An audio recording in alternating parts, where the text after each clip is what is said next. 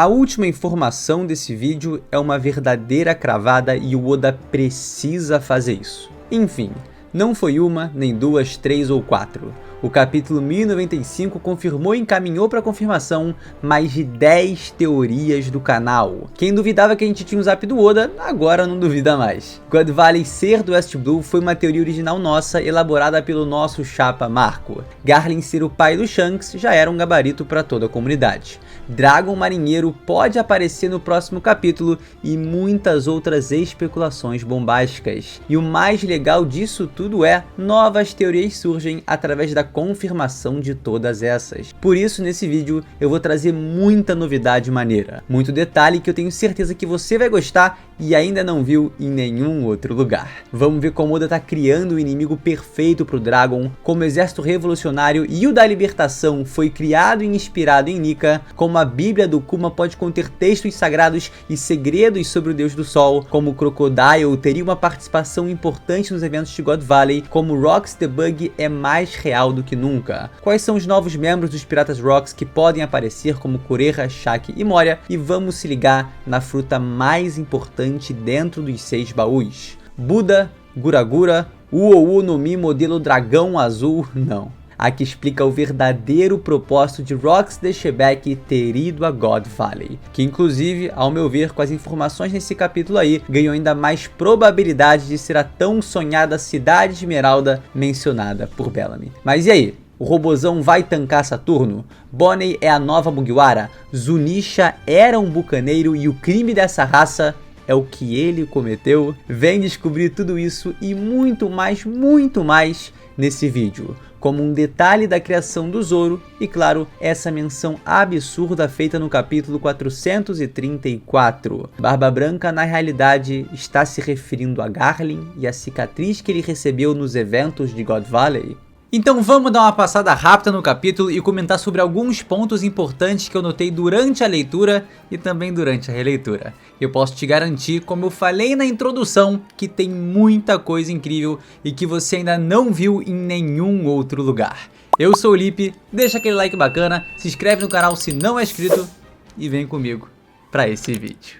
A gente pode estar a um capítulo de ver o Shebek, a gente pode estar a um capítulo de ver a origem do Bug, a gente pode estar a um capítulo de ver um dos maiores incidentes de One Piece. E o primeiro tópico que eu quero comentar aqui é sobre a figura que falta aparecer em God Valley, o herói da marinha, o rei dos piratas, Rocks the Shebek. Não. Eu tô falando de um possível jovem marinheiro chamado Monkey D. Dragon. Nesse momento do passado, o atual líder do exército revolucionário tinha apenas 17 anos de idade, e parece que através do fluxo natural das coisas, existe a grande possibilidade dele estar seguindo os passos de seu pai, que provavelmente, na altura, era o seu maior ídolo. Mas quem ele defende? Seres odiosos que elaboram um torneio para caçar escravos, para matar pessoas. O maior atentado contra uma vida humana. E eu já mencionei anteriormente e continuo acreditando que o incidente de God Valley foi o principal motivador que levou o Dragon a fundar o Exército da Liberdade, e os eventos desse último capítulo reforçam demais essa ideia. O cenário, além da injustiça necessária para instigar o ódio contra o governo mundial, tem os outros dois cofundadores do exército revolucionário. No capítulo vemos o primeiro contato entre os brabos Bartolomeu Kuma e Empório Ivankov, acompanhado de Ginny, que não é a mãe do Luffy só porque come carne, tá? Faz muito mais sentido ser a mãe da Bonnie, ou o Crocodile, né, galerinha do mal? Risos. E eu não descarto a ideia não, tá? Sendo bem sincero, eu não descarto essa ideia, até porque vocês lembram que o Crocodile tem um ódio profundo contra o governo mundial. Pois é, será que ele sofreu como escravo nas mãos dele? E detalhe, ele também tinha um ódio muito grande e tinha algo a resolver contra o Barba Branca, que também vai entrar no cenário de God Valley. Então será que o Crocodile pode não ser a Ginny, mas está envolvido aí de alguma forma? Imagina só se nesse torneio a gente vê a Ginny tendo sua mão esquerda amputada, tá maluco? O da Gênio não tem como, esquece. Eu já imaginava que o Dragon tivesse envolvido no incidente de God Valley, e a presença de Kuma e Ivankov fortalece demais a ideia. O líder dos revolucionários é uma figura fundamental para surgir nesse evento e ter sua percepção de mundo completamente fragmentada ao ver a realidade que se apresenta. A Marinha não defende os bons princípios, a Marinha defende o mal. Depois do trauma vivido ali, Dragonstay é disposto a mudar o mundo da sua própria maneira. E ao ter contato com Ivankov e Kuma, ele encontrou as bases que precisava para traçar sua própria história e definir o seu propósito. Com isso, eles fundaram o Exército da Libertação, nome cuja origem está perfeitamente relacionada a esse capítulo. É muito possível que eles tenham optado por esse nome em honra a Nika. Kuma conhecia, acreditava e rezava por essa figura. Ele conhece seu simbolismo, ele sabe de sua importância, algo que certamente Ivankov e Dragon, após ouvirem a história do ex-escravo, também passaram a dar muito valor. Eu acho que se essa for a origem do nome, o Oda vai ter tomado uma decisão perfeita. Mas para fechar a parte do Dragon, né, a gente tem que falar do Garlin. A gente já viu que, contrastando com a imagem quase imaculada e benevolente do seu filho Shanks, Garlin é a definição de crueldade. Alguém vil, desumano, que descarta vidas como se fosse nada. Talvez essa figura tenha sido o principal responsável por gerar essa repulsa gigantesca que o Dragon sente pelo governo. Talvez ele o tenha visto matando diversos inocentes sem poder fazer absolutamente nada, se sentindo completamente impotente. Essa imagem certamente seria um trauma enorme na vida do garoto, e isso me fez pensar que futuramente, caso seja mesmo Luffy quem derrotará Imu-sama, o Oda tá criando o adversário ideal pro Dragon derrotar, o principal responsável por instigar nele o ódio, a fagulha da revolução e partir em busca de um mundo melhor. Pai do Shanks contra pai do Luffy, será que essa será a batalha final de Dragon em One Piece? Eu consigo até imaginar ali um cenário, né, em que ele tá tentando impedir o avanço de Garlin, matando ali inocentes e, mano, toma só uma porrada do cara, porque ainda é muito novo, né, 17 anos, a mesma idade que o Luffy começou a sua jornada independente como pirata. Então também faz muito sentido ele começar a sua jornada independente com a mesma idade que seu filho, só que sendo um revolucionário. Tá? Então essa questão aí do Garlin e do Dragon pode sim se criar uma rivalidade bem interessante e até, mano, na luta entre os dois aí futura, ter um quê de revanche. Óbvio que eu não poderia deixar de falar também do meu querido Rox de Shebeck, que tá cada vez mais perto de aparecer. O flashback tá vindo, com aquele nariz de palhaço maravilhoso, revelando que ele é pai de Rox the Bug. Brincadeiras à parte, aqui não tem brincadeira nenhuma não, tá? Rox the Bug é meu headcanon há anos, tal como Shanks é o filho de um Tenryubito, e tudo vai encaminhando para se tornar realidade. Shebeck vem e a origem do Bug também. Acho que seria mais uma decisão extremamente assertiva do Oda, e a gente também precisa saber, né, como o Bug foi parar no navio do Roger. Coisas importantes sobre os Rocks que eu acho que podem acontecer. A gente vai ver Astuce cheia de lenga-lenga pra cima do Barba Branca, achar que também vai estar lá, e seria maravilhoso vermos uma interação entre ela e Silvers Rayleigh. Totalmente possível de acontecer. Minha aposta mais ousada aqui é que a Doutora Kureha, com 102 anos, vai estar lá. Esse é um palpite que eu boto fé, e eu acho de verdade que ela era uma pirata Rocks. Gekko Moria me parece interessante também, sendo um jovem promissor, mas não tão promissor como o Kaido, né? A rivalidade deles pode ter começado lá mesmo, dentro dessa tripulação. Só que tem um detalhe que me chamou muita atenção nesse capítulo e o Derek comentou muito bem no review dele.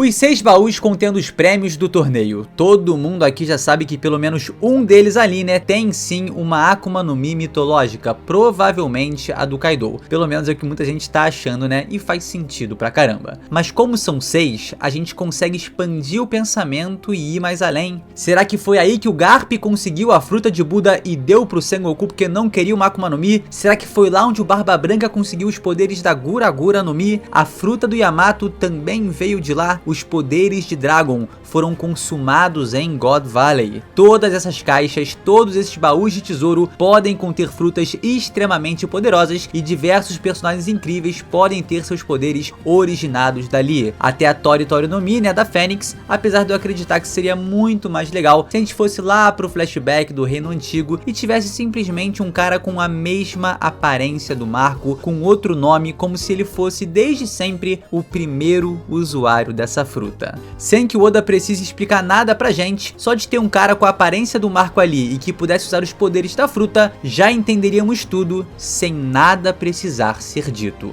Jogada de mestre, Oda, confiamos em você, meu queridão, mas o que eu quero falar agora é de uma fruta específica e que justifica a aparição de Rox de Shebeck na ilha. E se a Yami Yami no Mi estivesse lá. Você já me ouviu falar milhares de vezes entre as diversas conexões entre Barba Negra e Rox de Shebeck. E se você é sortudo e afortunado, também já viu minha teoria abençoada de que Teach está grávido desse lendário pirata. Se não viu, vai ver porque parece maluquice demais, mas não é. Você vai entender. Então pensa só se um dos prêmios do torneio em God Valley fosse simplesmente a Yami Yami no Mi, a fruta Logia considerada como a mais maligna de todas. E assim como Teach desde pequenininho planejava conseguir essa fruta, o Shebeck também pode ter tido essa vontade, uma verdadeira vontade herdada entre eles. Quem sabe até o próprio Shebeck tenha implicado essa vontade ali em Barba Negra. Quem sabe a alma que tá dentro dele ali não tá cochichando, meu irmão? Planeja, vai pegar a Yami Yami no Mi, essa fruta é importantíssima pra mim. E agora com os poderes dela, Barba Negra, que ao meu ver também tem um Shebeck ali no corpo dele, está indo em direção a One Piece. E está indo além disso, agora quer se tornar um rei legítimo. Pra quê? Pra depois continuar escalonando socialmente, chegar ao título de um Tenryubito talvez, quem sabe mais, Gorosei, atingir o posto de Musama como rei do mundo, objetivo esse, propósito, que era de Rox de Shebeck. Isso fortaleceria ainda mais a minha teoria do Shebecudo no barrigão ali do Barba Negra, além de se tornar um motivo muito plausível para a chegada dos Rox na região. A galera tava indo pra lá, né, tentar usurpar essas poderosas frutas. No caso do Shebeck, mano, o foco, o propósito, o objetivo da Yami Yami no Mi. E que fique registrado aqui que eu sou fã de Rox de Shebeck muito antes disso se tornar mainstream. Quando o cara aparecer, meu irmão, vai ter uma chuva de fã. Mas eu já sou declarado, ó, há muito tempo. Então o flashback, esse momento, é meu. Só meu. Apenas meu. É isso mesmo, é isso mesmo, é isso mesmo. Brincadeira, é de todos nós, é de todos nós, é do Oda. O Oda faz pra gente, a gente sabe, é legal. E essas frutas poderosas também podem justificar com precisão essa frase que encontramos no capítulo. God Valley é uma região rica em recursos naturais, mas o que seriam exatamente esses recursos naturais? Pensar que são as frutas é algo totalmente plausível, mas elas teriam mais probabilidade de nascer ali? Existe uma árvore de Akuma no Mi em God Valley? Eu pensei muito sobre isso e cheguei numa conclusão diferente. E se o Oda, como já fez muitas vezes, estiver fazendo um misdirection aí pra gente, né, pra fazer o leitor acreditar e relacionar com as frutas, quando na verdade é sobre outro recurso natural abundante que ele tá falando. E o recurso natural que eu pensei que podemos ter em God Valley são esmeraldas. Já teorizei muito no canal que God Valley era conhecida como Emerald City, ou pelo menos tinha uma região dentro de si conhecida como esse lugar. Essa cidade é uma metrópole lendária mencionada por Bellamy no capítulo 224, quando ele tá caçoando, né, do sonho dos homens, falando que One Piece não é real, que a cidade do ouro não existe e que Emerald City também é apenas uma fantasia. Mas detalhe, Shandora existe e One Piece é real, então Emerald City também será. Como a gente pode ver, né, a silhueta de God Valley parece muito com a cidade de Esmeralda do Mágico de Oz, inspiração do Oda para a criação de Emerald City. Então eu acho que God Valley ainda pode ser retratada como a cidade esmeralda mencionada por Bellamy. Afinal, Laugh Tale, onde está One Piece, não existe em nenhum mapa. Shandora sumiu de todos os mapas e o mesmo aconteceu com God Valley. Então os três mitos mencionados pelo Bellamy, na verdade, são realidade. Em relação ao Kuma, temos excelentes pontos para mencionar. Primeiro é que desde sempre ele carrega uma bíblia consigo e nesse capítulo descobrimos que ele tinha uma fé gigantesca e rezava para Nika. Será que esse livro que carrega em suas mãos é uma coleção de textos sagrados sobre o Deus do Sol? Se a gente notar bem, temos a figura de uma divindade ali, né, com o Sol atrás.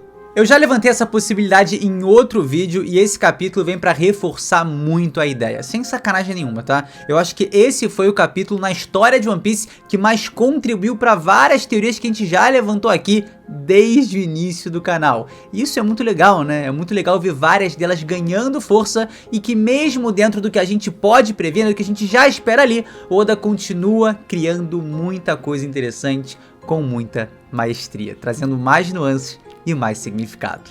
Gente, como eu amo esse mangá. Sério mesmo. É muita teoria, é muita discussão, é muito debate, é muita vertente, é um universo muito rico pra se criar em cima. E é isso que a gente faz, pô, despejar a nossa imaginação em cima das páginas escritas pelo Oda, sério. E Oda, muito obrigado por tudo, mano. Na moral, cara, é muito legal, né? É muito divertido. Essa vibe da comunidade também de criar, debater, cara, isso é mágico, isso é mágico. Bonnie Mugiwara, mano, Bonnie Mugiwara, pode entrar no meu bando que tá tudo certo, maravilha 100%, que sofrimento, essa garota merece um abraço, carinho demais, Jesus Cristo, o pai dela também, cara, que flashback, enfim, Robozão vai chegar aí pra tancar o Saturno? Robozão vai chegar aí pra tancar o Saturno, tá? Parece que a gente precisa de um milagre, e esse milagre tem nome, Cristiano Ronaldo, não, Robozão. Isso aí, né, se esse Robozão não tá com as memórias do Kuma, né, porque faz muito sentido. Acordou com os tambores do coração de Nika, figura lendária a qual o próprio Kuma diz que queria se tornar igual e fica imitando seus batuques. O laço entre o robô e o ciborgue é muito interessante e o Oda parece tá plantando alguma coisa aí, tá? E falando em ciborgue, mano, vamos lá, todo mundo batendo, mano, larga a mão do controle, larga a mão, onde é que você tá com a mão, meu filho? Começa a bater palma aí, porque pelo amor de Deus, vale mencionar como o Franky foi brabíssimo nesse capítulo e o Ivankov tá na mesma vibe que ele, mano, sunguinha sensacional. No final, os dois tão sinistros. Os dois estão combinando muito bem, se dariam muito bem, eu sou fã dos dois brabíssimos, tá? E que capítulo fantástico. Eiichiro Oda, te amo demais. E falando em capítulo, lá no 434 nós temos essa passagem aqui do Barba Branca mencionando que olhar pra cara do Shanks o faz sentir os ferimentos que algum maldito fez nele. Por muitos anos pensávamos que era Roger, mas provavelmente se trata de Garlin. Até porque eu não acho que o Barba Branca trataria o Roger como um maldito. Ele tinha uma rivalidade, mas tinha um afeto maior ainda. O que é curioso aqui é, no Databook Yellow temos uma passagem de que essa menção trata do Barba Branca falando do Roger, mas a gente já teve algumas informações em Databook que não condizem com os fatos mostrados no mangá. E como Shanks é um personagem tão fundamental na narrativa, me parece que Oda já teria o passado dele super idealizado desde o início da história, pelo menos dentro de seus primeiros 10 anos de publicação, que é bem quando saiu esse capítulo aí, onde tem essa passagem. Por isso eu fico meio dividido e pergunto pra vocês, né, planejado ou improvisado? Ambos os recursos são extremamente válidos e continuam fazendo sentido dentro da história. Eu consigo ver o Oda planejando isso desde o começo, fazendo de fato uma alusão ao Garlin, mas também acho que poderia realmente ser algo pro Roger. Mas agora tem essa dupla interpretação aí, né, e acaba sendo ainda mais interessante se for de fato o pai do Shanks. A gente vai descobrir como Oda vai de fato retratar essa passagem assim que tivermos o encontro entre Edward Newgate e Figarland Garlin em God Valley. Agora, pra fechar, a gente vai falar da raça dos bucaneiros, que levanta vários e vários pontos, começando pela confirmação das 3 raças mencionadas por Big Mom que faltavam em Whole Cake Island, na verdade no país de Totland. Os gigantes, os lunários e, por fim, os bucaneiros. Depois de 6 anos, esperando desde 2017, finalmente temos a resposta. E essa raça tem alguns pontos muito interessantes, porque quando a gente fala de bucaneiro na vida real, que eram corsários e marinheiros livres para navegar pelo mar, a gente tem um detalhe muito maneiro. O primeiro dos bucaneiros registrado na nossa história foi François L'Olonnais, que foi o pirata francês que o Oda utilizou para criar o icônico nome Roronoa Zoro. Isso não quer dizer nada não, tá? Então eu vou pular logo pro que quer dizer alguma coisa. Será que Zunisha era um bucaneiro? Olha o que Saturno menciona aqui. Kuma nasceu um escravo, o remanescente de uma tribo de pessoas que cometeu um grave crime. Será que o crime cometido por essa raça foi o crime cometido por Zunisha? E essa punição dele foi feita pela habilidade de alguma fruta extremamente poderosa, sendo meu principal palpite a de um Gorosei? A doença incurável de Gold Roger, a forma inexplicável de Zunisha. Vários pontos de One Piece começam a clarear depois da demonstração de poder de Jay Garcia Saturno. Doenças incuráveis, criar uma ordem cuja pessoa ordenada só pode parar de seguir quando concluir o objetivo, transformar alguém numa criatura colossal com semi-consciência ali. Eu não duvido de mais nada depois de ver o poder dos Gorosei. Se eles tiverem de fato fruta de yokais, né, cara, Oda pode trabalhar isso numa imensidão extremamente vasta aí de habilidades distintas. Então, cara, muito dos segredos aí que a gente fala, meu irmão, o que é aquilo, o que tá acontecendo, o que pode ser, muito possivelmente pode se justificar com a habilidade de uma fruta. Eu acho que faz muito sentido se a gente vincular, né, que o antigo Joy Boy era companheiro de Zunisha, e agora os bucaneiros rezam para Nika. Então a relação tá muito clara ali, mano. Bucaneiros, Nika, Zunisha, Joy Boy. Esse pra mim é um palpite certo, tá? Zunisha é um bucaneiro. A relação que eu faço aqui é a seguinte, né? Zunisha era um companheiro de Joy Boy que tinha os poderes de Nika. Então depois disso, a raça do Zunisha, né, os bucaneiros, começaram a rezar para essa figura lendária, rezando e rezando para Nika. Até os dias de hoje, por isso a gente vê os bucaneiros, né, ali o pai e o próprio Kuma rezando para Nika, porque eles tiveram essa relação no passado em que um contribuiu muito para o outro. Então o mito dentro dos bucaneiros deve ter sido preservado. Meu palpite é esse, mano. Zunisha é de fato um bucaneiro que recebeu alguma maldição, tá sofrendo a influência de algum poder há séculos e séculos e séculos. Outro detalhe meio doido e interessante que eu pensei foi, a gente já viu que a Bonnie tem a capacidade de mudar a forma de seu corpo. Então será que o corpo original dela, de uma meia bucaneira, é bem maior? Será que desde pequena ela utiliza os poderes de sua fruta para disfarçar suas origens? Muito difícil, muito difícil. Eu inclusive acho que não. Mas a gente tem que usar a imaginação em tudo que a gente puder usar. Por isso, eu deixo essa breve reflexão aqui. E agora, para concluir de fato o capítulo, a última provocação de todas que eu devo dizer que eu acho que é uma cravada, tá? Será que o Fujitora viu algum desses torneios criados pelos Tenryubitos e por isso ele se cegou? Ele menciona que feriu seus olhos intencionalmente por tristeza, por todo o mal que ele viu. Depois de ver as atrocidades absurdas que os dragões celestiais fazem nesse festival de caçada, será que não seria um ótimo motivo para se cegar? Pensou até que ele poderia ter sido um escravo de alguma região em que isso ocorreu, e ao ver seus próximos sendo obliterados, abusados, humilhados e assassinados, o futuro almirante preferiu tirar sua visão para não ter que ver todo esse massacre absurdo. É possível até que nessa instância, com tanta pressão, com um trauma tão forte e pungente crescendo naquele momento, ele tenha despertado o seu absurdo haki da observação. Tamo com moral, depois desses últimos eventos aí, depois de tanta teoria se encaminhando e sendo confirmadas, tamo com moral. Então deixa essa aqui pro final, mantenha na cabeça.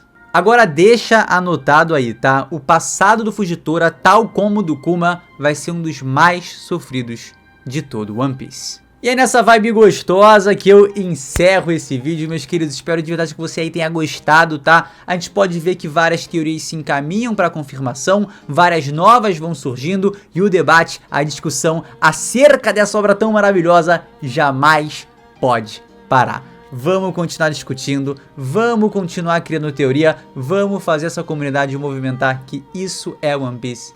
Isso, meus queridos, é alegria, tá bom? Muito grato por você me acompanhar até aqui. Não esquece daquele like, se inscrever no canal se não é inscrito. E claro, meu irmão, seguir a gente nas outras redes sociais, beleza? Compartilhe o vídeo também e vamos pra cima. Tamo junto, galera. Até o próximo vídeo. Valeu!